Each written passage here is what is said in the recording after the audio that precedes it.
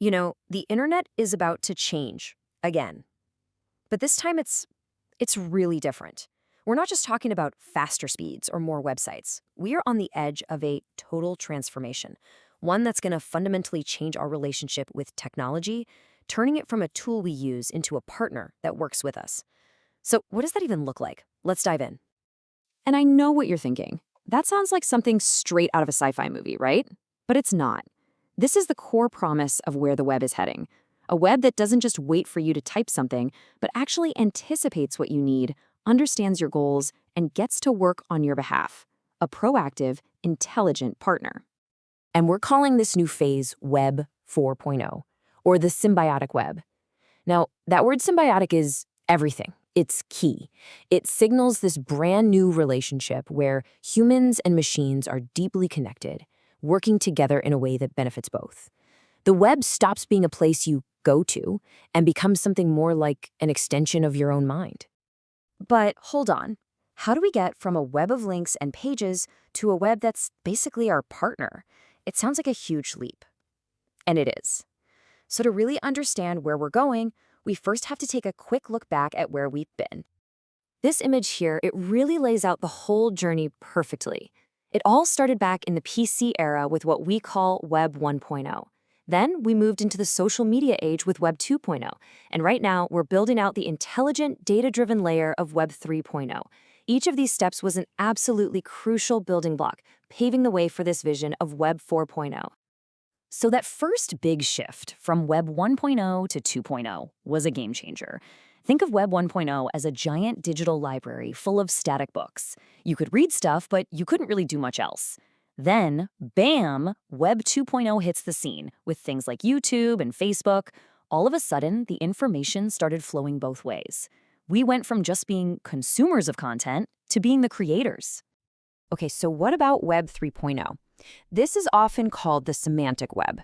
And really, it's all about adding a layer of meaning and context to the massive ocean of data that's out there. So here's a simple way to think about it. Web 2.0 knows the word apple is on a web page.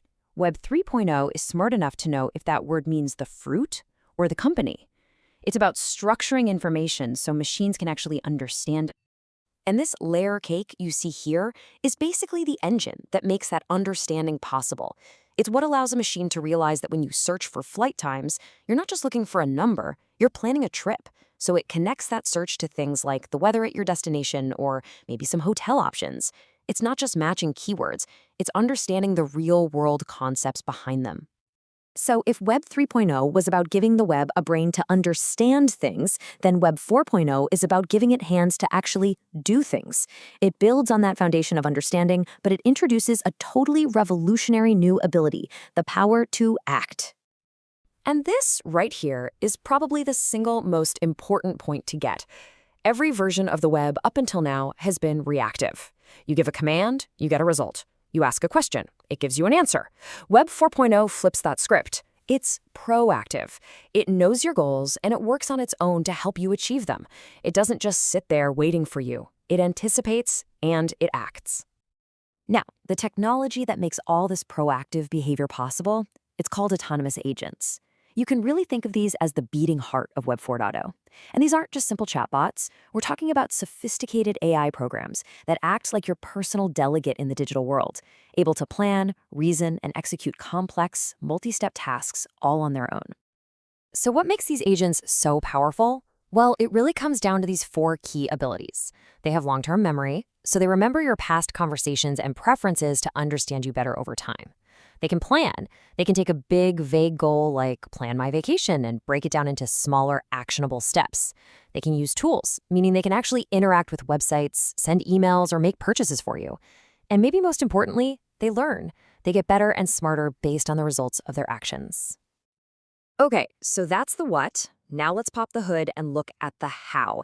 What's the actual technical architecture that makes this whole symbiotic web possible? It's really built on 4 distinct layers that all work together. First up, the foundation is decentralized. By using technologies like blockchain, Web 4.0 is designed so that no single company or government can control it or shut it down. But even more importantly for us, it shifts data ownership back to you. Your personal information lives in your own digital wallet, not on some company's server. This is a huge, direct response to all the privacy issues we've seen with Web 2.0. Next, the AI itself becomes distributed. Instead of all the number crunching happening in some far-off data center in the cloud, a lot of it happens right on your own device, your phone, your laptop. This is called Edge AI. It makes things way faster, but the real win here is privacy. Your most sensitive data never has to leave your device to be analyzed. Layer 3 is where the communication gets a massive upgrade. Web 4.0 moves beyond just understanding the dictionary definition of words to understanding your intent and even your emotions. So it could tell the difference between you saying, I have a headache, and needing it to order you some aspirin, versus you just venting and needing a little empathy. The interactions start to feel a lot more natural and human. And finally, layer 4 is where our physical world gets woven into the web in a really intelligent way. Imagine your calendar knows you have an early flight, so it automatically tells your coffee maker to start brewing at 5 a.m., it tells your smart lights to slowly brighten your room, and it tells your car to start warming up. All your devices are finally talking to each other and coordinating seamlessly. Okay, so we've gone through the technical stuff, but what does this actually look like in our day-to-day lives? Let's move away from the architecture and get into some concrete, real-world examples of how this is all going to play out. Let's start with healthcare. Your smartwatch or fitness tracker won't just count your steps. It'll essentially become your personal 24/7 physician, constantly analyzing your vital signs to predict potential health problems before you even feel any symptoms, and then automatically sharing that crucial data with your doctor. This is proactive, life-saving tech. Or think about education. Imagine if every single student had their own personal AI tutor. A tutor that knows their individual learning style, figures out their strengths and weaknesses, and then completely tailors the curriculum just for them. It could even use their personal interests, like soccer, to explain complex physics problems. And in the world of commerce, Web 4.0 could be a massive equalizer. An ordinary person's agent could manage their savings account with the same level of sophistication as a big Wall Street firm. A small business owner could have their agent automate everything from managing inventory to running marketing campaigns, letting them actually compete with the giants like Amazon. Now, all of this sounds incredible, almost too good to be true. But, and this is a big but, when you hand over so much autonomy and power to an AI partner, you're also introducing profound new risks. This power to act on our behalf is definitely a double-edged sword. This powerful future, it's not a done deal. It isn't inevitable. If we want to get there, we have to face and solve some of the biggest technological and ethical challenges we have ever come across. And this really lays out the biggest hurdles. They're monumental. First, security and privacy are at the top of the list. I mean, how do you protect your data when your entire life is connected and being analyzed? Then there's the massive question of ethics and governance.